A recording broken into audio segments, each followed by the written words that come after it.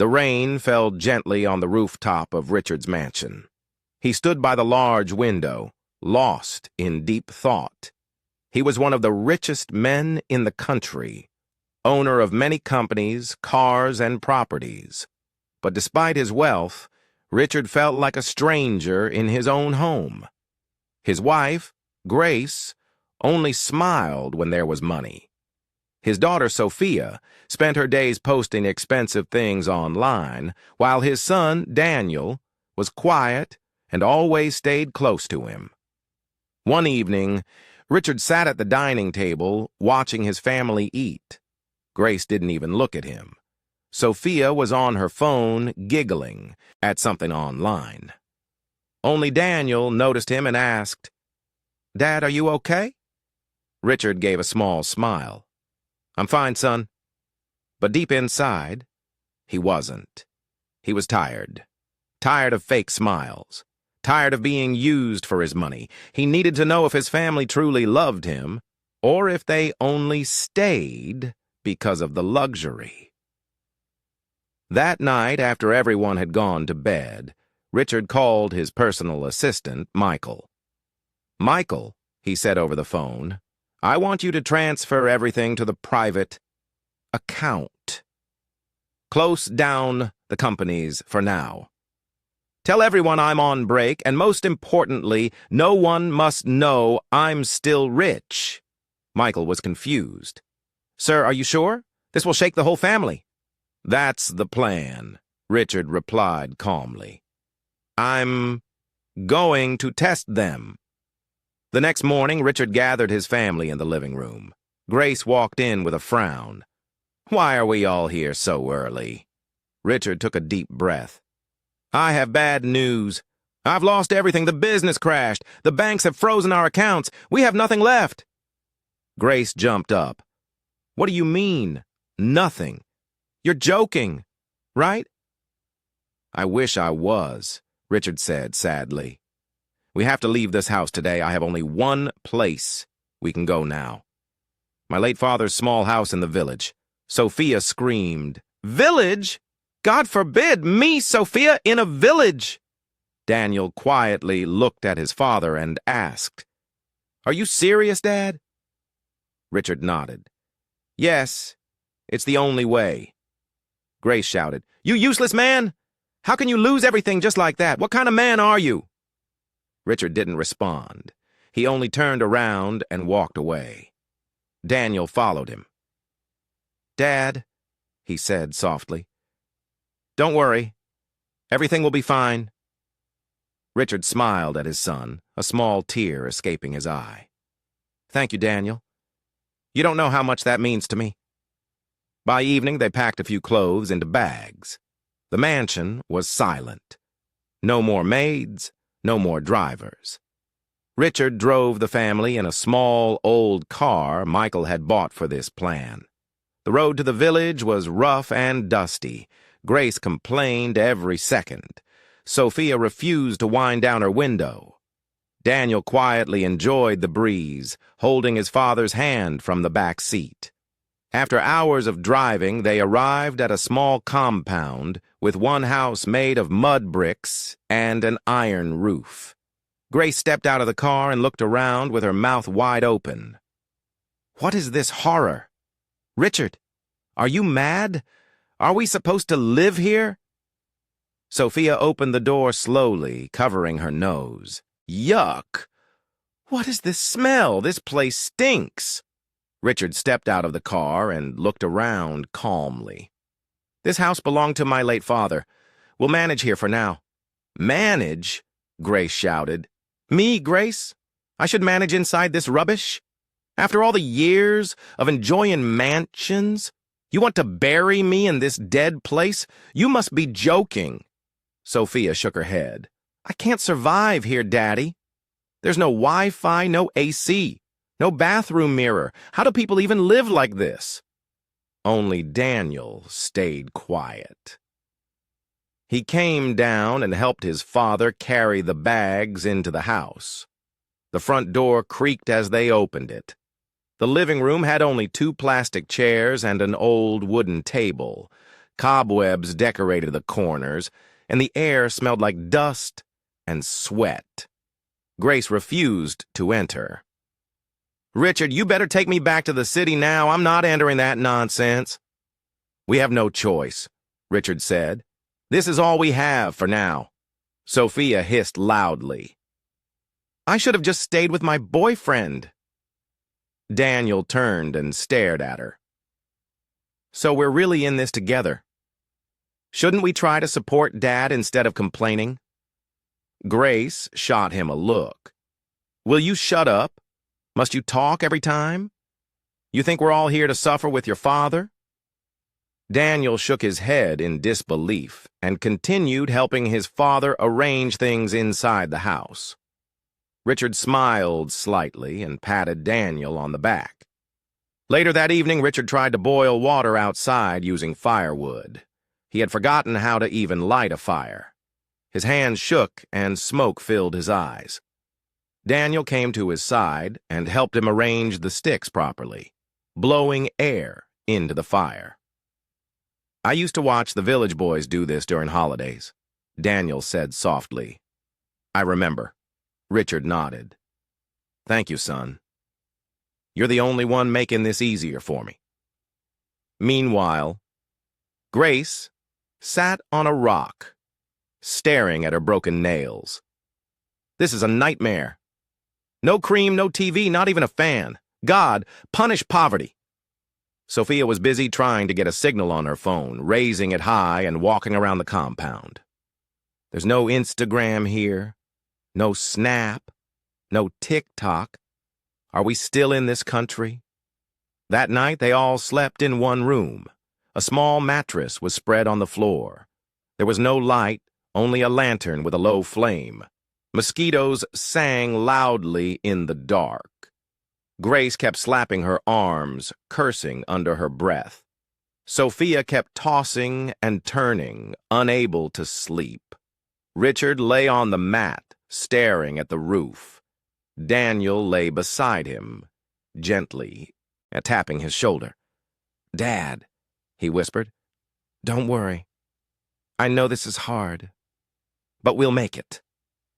Those words touched Richard deeply. He turned slightly and looked at Daniel in the darkness. "Thank you. You don't know how much you're helping me stay sane." For the first time in years, Richard felt a sense of real connection, not with his wife or daughter, but with his son. By the next morning, the rooster crowed loudly, waking them all. Grace shouted, "What kind of nonsense bird is that?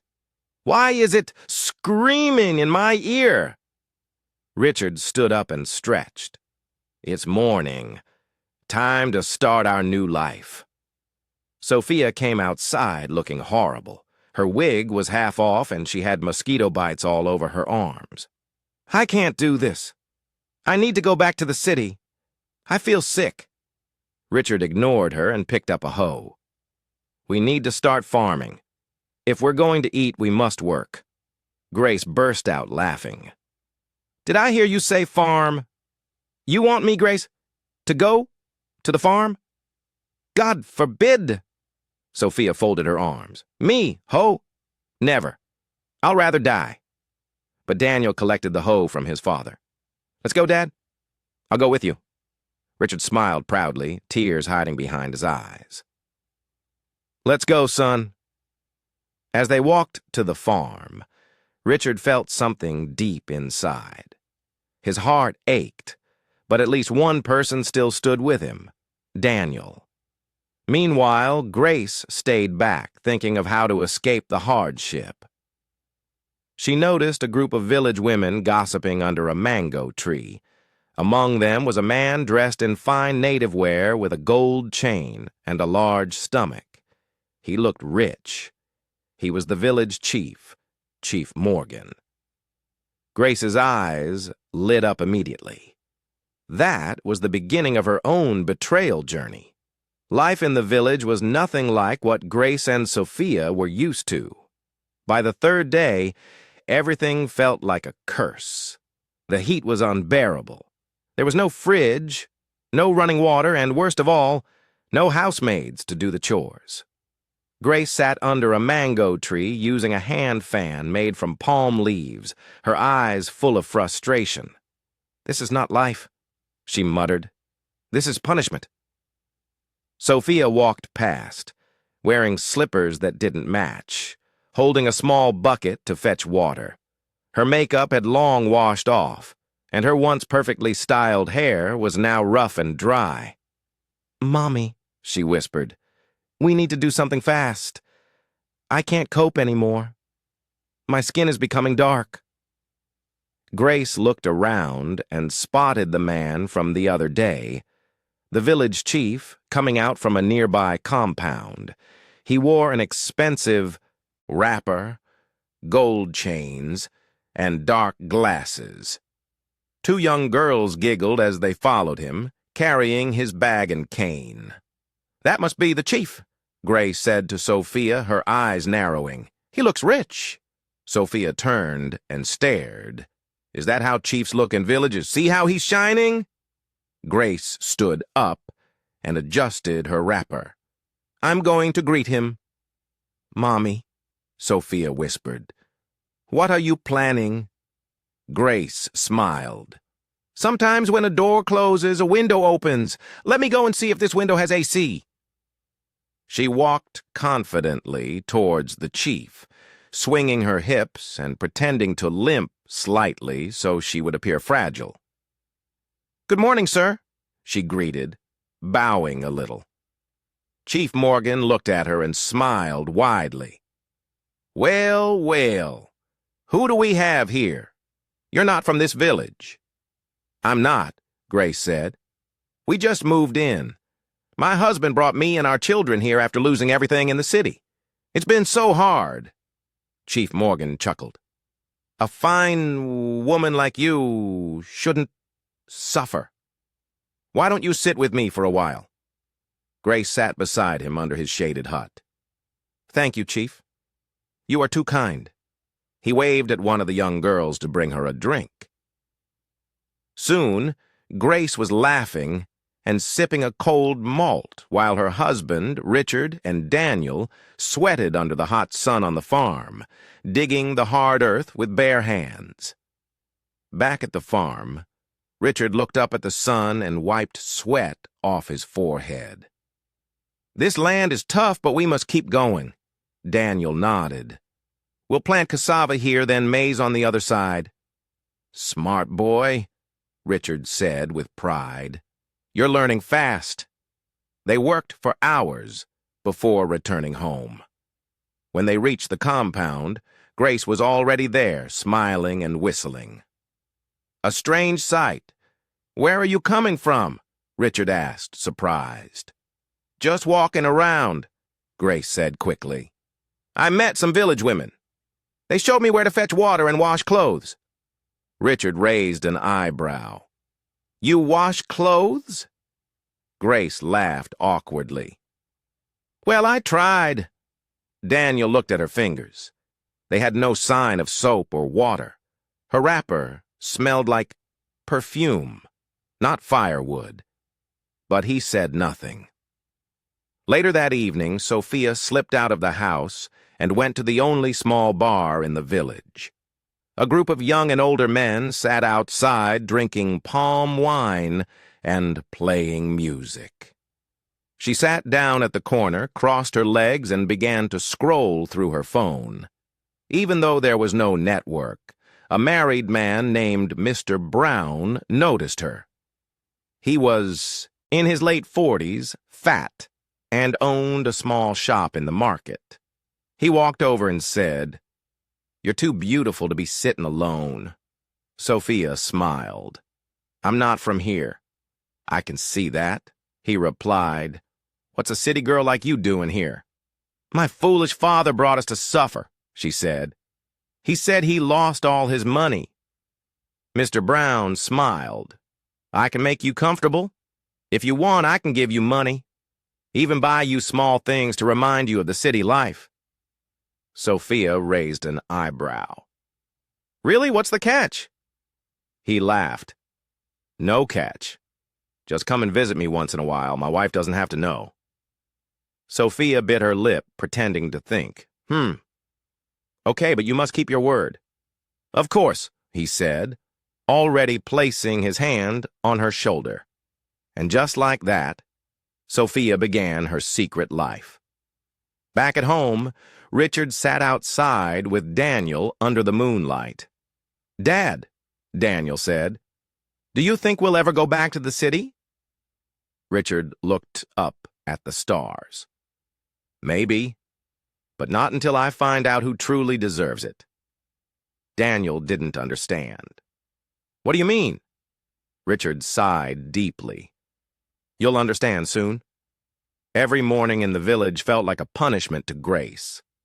There was no warm shower, no sweet-smelling body cream, and no breakfast in bed.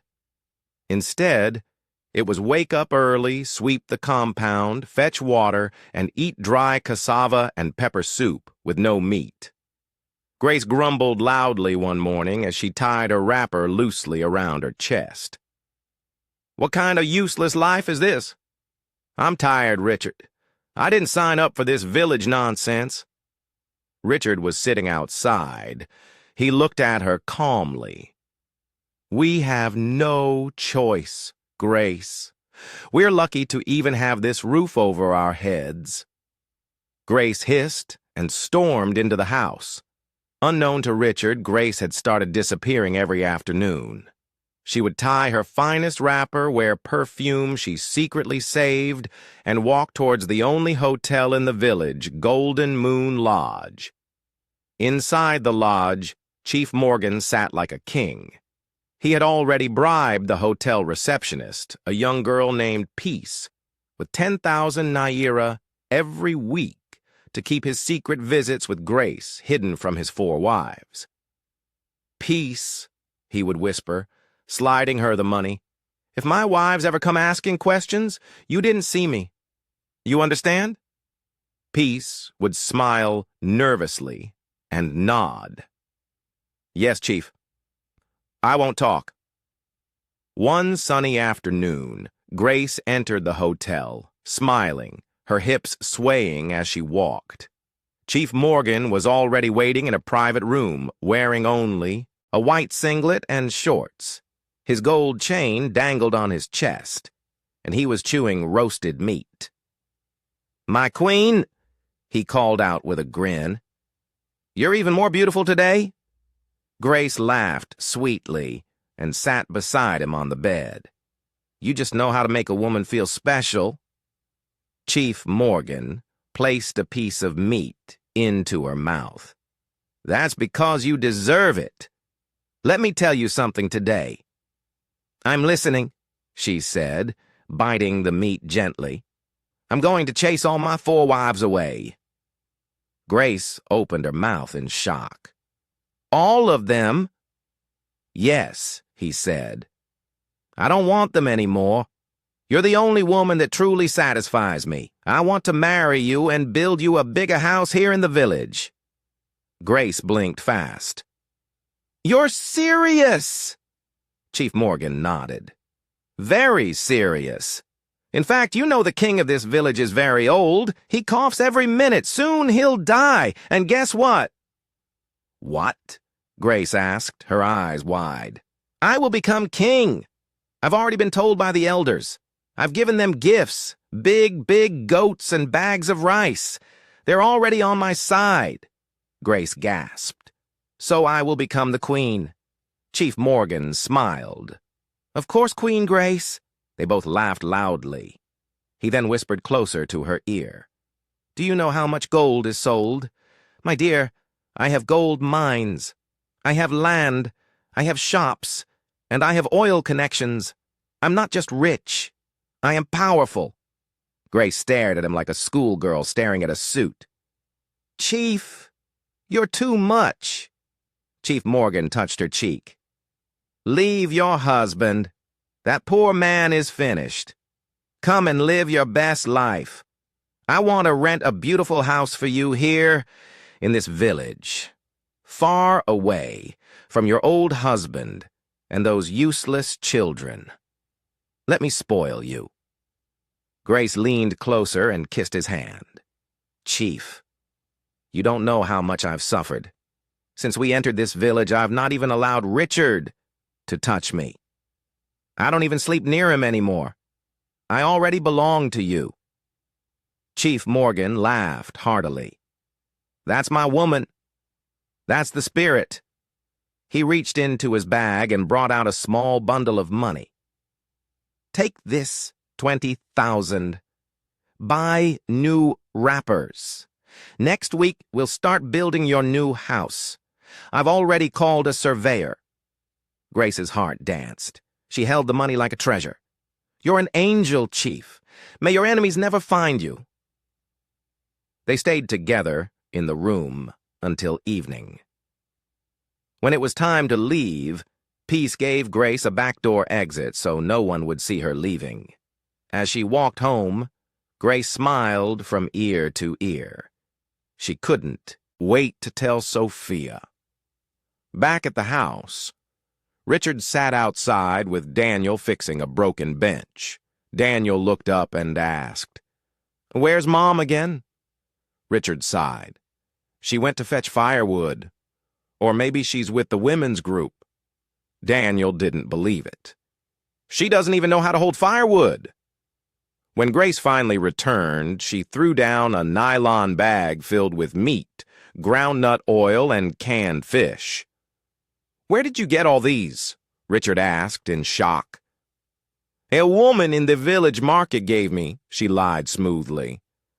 "Her husband is a trader."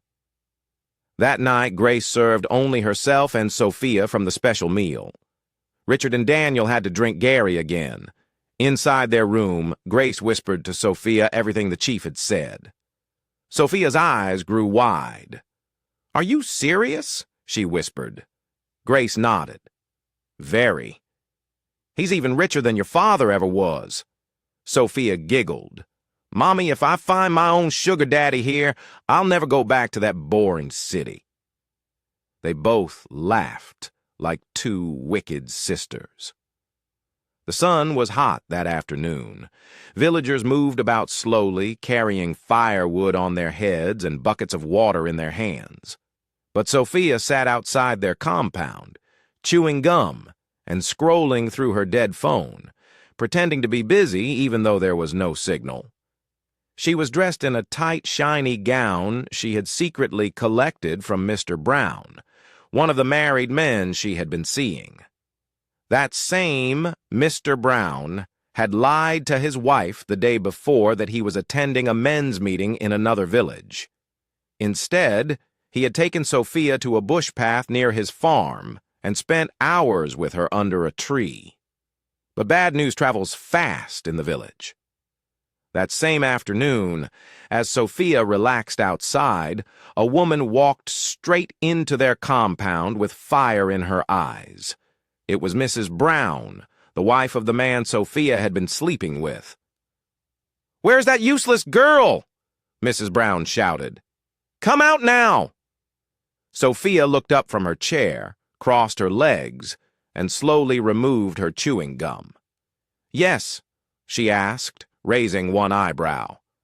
"Who is shouting like a madwoman in this compound?"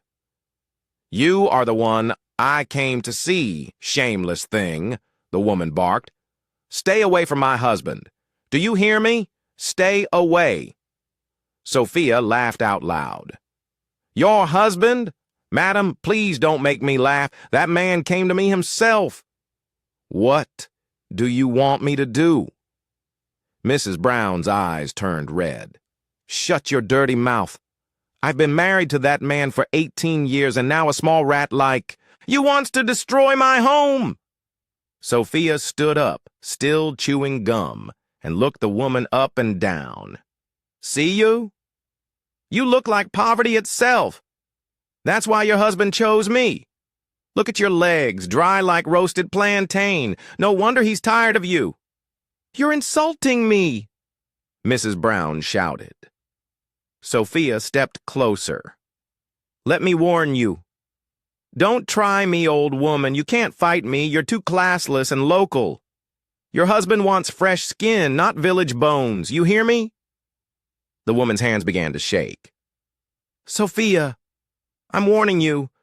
Stay away from my husband or else—" Sophia clapped her hands. "Or else what? You will do nothing. You hear me? Nothing. In fact, I will take your husband from you completely. Just watch me."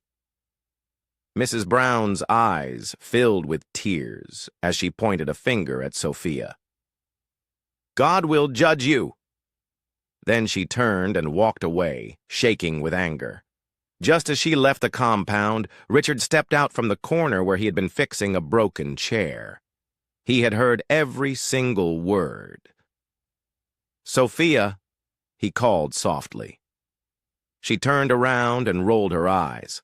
"Oh, great. Here we go." "I heard everything," Richard said, walking slowly toward her. "Is it true? Are you sleeping with that woman's husband?" Sophia picked at her nail and replied without looking at him. "So, what if I am?" Richard's voice was calm but filled with pain. "My daughter, this is wrong. You're young. You have a whole future ahead of you. Why would you destroy someone's home?" Sophia hissed. "Please, Daddy, mind your business." Richard paused. "Sophia, I am your father. It is my business." "Which father?" she snapped. "The one who dragged us from a mansion to this dirty village. You couldn't even manage your business. Well, now see where we are, fetching water, eating dry rice without meat. You call yourself my father." Richard blinked, shocked by her words. "I know things are hard now, but nothing." She cut him off. "I hate this life. You spoiled everything for us. I had friends, I had followers online, I had boys begging to date me. Now I'm here smelling like smoke and wearing slippers made from tires." Tears welled up in Richard's eyes, but he held them back. "All I'm saying," he whispered, "is that you should stop following married men. Focus on your life. This is not the right path." Sophia laughed bitterly. "Which life should I focus on? The one you destroyed. You couldn't keep your company. You couldn't protect your family. Look around, Dad. We're living like rats. You are the reason we're suffering, and I don't care what you think of me. I'll do whatever it takes to survive." She stormed inside the house, leaving Richard standing alone, broken and speechless. From inside the room, Daniel watched everything. He wanted to speak, but he knew this wasn't the time. His heart burned for his father. Later that night, Richard sat outside alone, staring at the sky. The moon was bright, but his heart was dark. He had lost control of his own family. The loyalty test he created was revealing more than he expected. The morning breeze was cool. Birds sang from nearby trees, but the silence inside the small house was heavy. Daniel stood by the wooden door, watching his mother dress up again. She had on her best wrapper, bright earrings, and red lipstick that didn't match the early hour. He stepped closer, his voice calm but firm. "Mother?" Grace turned slowly, adjusting her blouse. "What is it again, Daniel?" Daniel folded his arms. "I want to talk to you. Please listen." She sighed and looked away. "If it's another lecture about my life, just stop. I've had enough." Daniel didn't move. "Mother, this life you're living, the one you and Sophia are choosing, it's not good. People are talking in this village." Grace chuckled dryly. "Let them talk. Talking is free." Daniel stepped forward. "It's not just about gossip. It's about respect. Your name. Your honor." What happened to the strong woman I used to know? Grace's face changed. She looked Daniel in the eye. "That strong woman died the day your father became useless, the day he dragged us from a mansion to the shameful village." Daniel swallowed. He's still your husband. He used to be, she snapped. Before he failed us. Before he became a poor man who can't even buy soap. Daniel took a breath. So that's it. Because money gone, love is gone, too. Grace laughed bitterly. Love? Who eats love? Who wears love? Who lives in love? Mother, Daniel said softly, even if you're angry at Dad, is this the solution? Dressing up every day and leaving like a stranger. Avoiding your home. Avoiding your husband. Grace picked up her cheap handbag. Since your father chose to be useless, let him face the result. I have no pity for him. Daniel frowned. Even the man you're following around, I don't see any impact in your life. What has he given you that's better than what Dad ever gave? Grace raised her chin proudly. He gives me peace of mind. He gives me attention. He shows me I still matter. Daniel shook his head. He gives you change, Mother. Small change. And you're happy about that? You used to sleep on king-size beds and fly to Lagos just to buy hair. Now you take 5,000 naira and smile like it's a miracle. Grace's face darkened. Watch your tongue, Daniel. I'm still your mother. I know, Daniel said, voice firm. That's why I'm telling you the truth, because I still believe you can change. Grace looked away, pretending to adjust her wrapper. Your father will never be rich again. That man is finished. Daniel's eyes burned. You don't know the future. She pointed at the wall. Look around you. Does this look like a man who is going somewhere? Daniel took a deep breath. Yes, because I believe in him. I believe he will rise again. I believe he will stand up. And when that time comes, you will regret every word. Grace laughed coldly. Don't worry. Wait until the house I'm building is complete. I will soon leave this place. I will leave you, your poor old father, and this rubbish life. Daniel clenched his fists. His voice dropped low. You should be ashamed of yourself. Grace's eyes widened. What did you say? You heard me, he said. You should be ashamed, not just for betraying Dad, but for betraying yourself, for throwing away your dignity for nothing. Silence. Grace looked at him, her eyes softening just for a second, but only for a second. She picked up her bag and turned to the door. Be careful how you talk to me, Daniel. I'm still your mother. She walked out, leaving Daniel standing in the doorway, tears forming in his eyes. Grace walked alone on the dusty village road, her wrapper slightly lifted above her ankles to avoid the mud. She swung her small handbag and hummed a sweet tune, thinking of the new house Chief Morgan had promised her. Her mind was filled with dreams. Big house, golden bangles, soft bed, and freedom from Richard's poverty. But suddenly she heard a sharp voice behind her. Husband snatcher! So this is the road you pass every day to see the chief, eh? Grace turned quickly. It was Ejoma, one of the chief's wives. She stood at the edge of the road, arms folded across her chest, eyes full of fire. Grace raised an eyebrow. Look at this one, local champion. Who invited you to talk to me?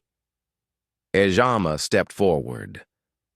Me, local. You that came from the city to scatter people's marriage. You should hide your face in shame. Grace hissed and moved closer. You think I'm afraid of you? I used to wear diamonds. Do you even know the smell of perfume? Don't try me. I laughed hard. You that claimed you were a billionaire's wife. What are you now doing with a poor chief who moves around with fake gold and empty promises? Grace froze for a second. What did you say? She asked, slowly. I said the gold he wears is fake. Ijama said. Everybody knows you're following a man with glittering lies. Wise up, woman, use your brain. Grace pushed her. Don't insult me. You're just jealous, because the chief picked me over you. Ijama pushed her back. Because you opened your legs for him. Nonsense! In a flash, both women grabbed each other's wrappers. Dust flew as they dragged themselves in the middle of the road, shouting and cursing. Some passers-by stopped and watched, shaking their heads. A young boy ran past and shouted, "Come and see city woman fighting over chief." Grace broke free and adjusted her wrapper quickly. "Rubbish!" she shouted, and stormed off, breathing heavily. She didn't stop until she reached Golden Moon Lodge. Her chest was rising and falling fast as she knocked on the door to Chief Morgan's usual room. "Come in," the chief said lazily. Grace opened the door and entered. She didn't even greet him. "What's the meaning of all this?" she asked angrily. The chief looked up from his plate of food. "What is it?" "I just fought one of your wives on the road," Grace snapped. "She said your gold is fake, that you're a poor chief with borrowed clothes and empty words." The chief wiped his mouth slowly. "And you believed her?" Grace folded her arms. "You know what? I've never really looked at that, your gold." "Well, bring it." "Let me touch it." He raised an eyebrow. "Are you mad?" she shouted. "Answer me, is your gold real or fake?" The chief stood up slowly. "Of course it's real," Grace scoffed. "Lies. You must think I'm a fool. The only reason I didn't notice before was because I used to live with real diamonds. I wore the finest things. Our toilet had gold handles. Our kitchen had marble floors." The chief frowned. "And yet you left all that to follow me. You're the foolish one." "What did you say?" Grace gasped. "You heard me," the chief shouted. "What will I be doing with a woman who left her husband just because of money? If poverty can move your heart, then you have no value. You're cheap." Grace stepped back. "So that's how you see me?" "Yes," he shouted. "You think you're special? You're just like the others. At least my wives stayed with me when I had nothing. But you ran from one poor man to another." Grace shook her head slowly, eyes full of tears and anger. "God will judge you. Leave my room," the chief barked. "And don't come back here again." Grace turned and stormed out, her face red with shame. As she walked home, some villagers passing by saw her and whispered loudly. "See the city woman," one said. "Need sleep with people, husband," another added. "She thought she was special," someone laughed. "Now see her walking alone, like a lost goat." Grace hurried her steps, pretending not to hear them, but their words followed her like shadows. Her dream life had scattered like dry leaves in the wind. She reached her compound, sat on a stone outside, and covered her face with her hands. Everything felt heavy. The laughter from the villagers, the insult from the chief, the shame from fighting in public. It all kept ringing in her ears. She placed her hand on her chest and sighed deeply. What kind of life is this? Just then, footsteps approached slowly behind her. She didn't need to turn. She already knew who it was. "Grace," Richard said quietly. She didn't answer. She just stared at the ground. He moved closer and stood before her. His voice was cold, low, and full of pain. "I am ashamed of you." Grace looked up slowly. "What did you say?" "I said I am ashamed," Richard repeated. "The whole village is talking. My name is everywhere because of you. They said you fought someone's wife on the road over a man." Grace stood up slowly. So, you came here to insult me too? Richard's voice rose. What kind of woman have you become? Is this how far you've fallen? From a billionaire's wife to a roadside fighter? Grace laughed bitterly. And who made me fall? You. You failed us. You dragged us from the top to the bottom. Now you open your dirty mouth to talk to me. Richard shook his head. You call yourself a woman. You threw away your shame for small money. You chased after a man with fake gold, and you're still here shouting. Grace placed her hands on her hips. If you're done talking, go inside. This village belongs to me now. You're nobody here. Richard looked her in the eye. You're the one who lost, not me. He turned and walked away. The next morning, Grace was sitting outside. When Richard came out, she ignored him. I got a job, he said calmly. Grace glanced at him. In the city, he continued, as a security man. It's small, but it's a start. I told Daniel, we'll be leaving tomorrow. Grace burst into laughter. Security man? You? In this your old age, you're truly finished. So you want me to follow you to the city and be answering Madam's security wife, right? I didn't ask you to follow me, Richard said. You made your choice already. She laughed louder. Go. I prefer staying in this village than living with a security man. In fact, I'm happy. At least now I can breathe. Richard nodded slowly. So be it. The next day, Daniel packed his small bag and followed his father to the village motor park. He didn't even look back. Grace and Sophia sat outside the house, laughing loudly. Finally, Sophia said, "The house is peaceful." Grace smiled. Nobody to disturb us with prayers and preaching. I can now live my life freely. Sophia giggled. No more Daniel asking where I'm going or when I'll be back. Grace raised her wrapper higher and stretched her legs. Good riddance to bad rubbish. Let them go and suffer in the city. This village is better than being around poverty and fake holiness. They both laughed. The morning sun was already high as Richard and Daniel arrived in the city. The streets were bustling with cars and people, a stark contrast to the quiet village they had left behind. Daniel looked around, taking in the sights and sounds of the city, wondering where they were heading. After walking through several streets, they stopped in front of a large mansion surrounded by a high fence and an electronic gate. The house was beautiful, with large windows and a lush garden visible beyond the gate. Daniel turned to his father, confused. Daddy, what are we doing here? Is this where you work now? Richard smiled slightly, a mysterious glint in his eye. No, Daniel, this isn't where I work. He reached into his pocket, pulled out a remote, and clicked a button. The gate slowly opened. Come on, he said, leading Daniel inside.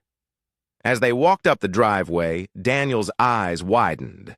The mansion was even more impressive up close, with a fountain in the front yard and expensive cars parked in the driveway. Daddy, I don't understand. Whose house is this? Daniel asked, his voice filled with curiosity and awe. Richard took a deep breath and turned to face his son.